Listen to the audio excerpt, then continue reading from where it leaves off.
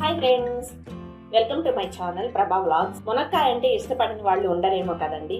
అలాంటి మునక్కాయకు రొయ్యలు చేర్చి వండితే ఆ కూర అమోఘం అండి. ముందు రొయ్య తిందామా మునక్కాయ తిందామా అన్నట్టు ఉంటుంది. ఈ మునక్కాయ రొయ్యల కూర ఎలా చేస్తే బాగా రుచిగా వస్తుందో అందుకు కావాల్సిన పదార్థాలు ఏంటో చూద్దాం. మునక్కాయలు 2 పెద్దవి 2 తీసుకున్నాను. రొయ్యపప్పు 1/2 కిలో, ఉల్లిపాయలు పెద్దది 1 తీసుకున్నాను, పచ్చిమిర్చి 2, టమోటాలు 2, మసాలా కారం 2 స్పూన్లు, ఉప్పు తగినంత, ఆయిల్ తగినంత తీసుకోండి.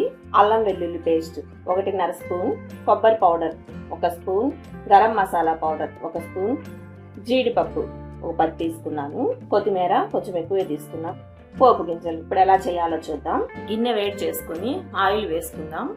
ఆయిల్ వేడయ్యాక ఎండుమిర్చి, పోపు గింజలు, కరివేపాకు. ఏ కర్రీకైనా పోపు మాడకుండా చూసుకోవాలి. కర్రీ టేస్ట్ రావాలంటే పోపు జాగ్రత్తగా వేసుకోవాలి ప్రతి కర్రీకి.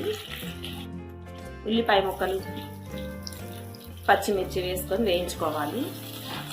ఉల్లిపాయలు సగం వేగాక జీడిపప్పు, టమోటాలు వేసి బాగా వేయించుకోవాలి. టమోటాలు బాగా మగ్గిన తర్వాత అల్లం వెల్లుల్లి పేస్ట్ వేసుకొని ఇది బాగా ఒక 2 నిమిషాల వరకు లో ఫ్లేమ్లో బాగా మగ్గించుకోవాలి. అల్లం వెల్లుల్లి పేస్ట్ బాగా వేగిన తర్వాత మసాలా కారం, తగినంత ఉప్పు వేసుకొని 1 నిమిషం అలా తిప్పుకొని దీనిలో రొయ్యలు వేసుకోవాలి. మునక్కాయ ముక్కలు. ఈ రొయ్యల్లో వచ్చే వాటరే మునక్కాయలు కూడా ఉడికిపోతాయి. ఒక 10 నిమిషాలు ఈ మసాలాలోనే మగ్గనివ్వాలి. మూత పెడితే త్వరగా మగ్గుతుంది.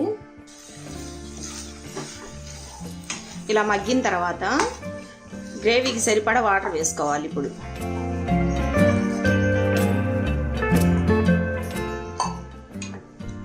హై ఫ్లేమ్ పెట్టకుండా మీడియం ఫ్లేమ్లో బాగా ఉడికించుకోవాలి. మూత పెట్టేసి ఇంకో 10 నిమిషాలు ఉడకనిద్దాం. ఇలా సగం ఉడికిన తర్వాత కొబ్బరి పౌడర్ వేసేసుకోవాలి. ఇప్పుడు గరం మసాలా వేసేసుకోవాలి. కొత్తిమీర కూడా వేసి ఒక 2 నిమిషాలు మగ్గనిచ్చి సర్వింగ్ బౌల్లోకి తీసేసుకుందాం. చాలా రుచిగా ఉండే మునక్కాయ రొయ్యల కూర రెడీ అయిపోయింది. ఈ కూర గురించి ఎంత చెప్పినా తక్కువే.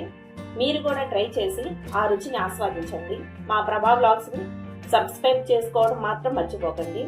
ఇంకా మరిన్ని వీడియోలు కావాలా అయితే మీకేం వంట రెసిపీ కావాలో కామెంట్లో చెప్పండి. మీకు ఈ వీడియో నచ్చితే లైక్ చేయండి, మీ ఫ్రెండ్స్కి షేర్ చేయండి. Thank you friends.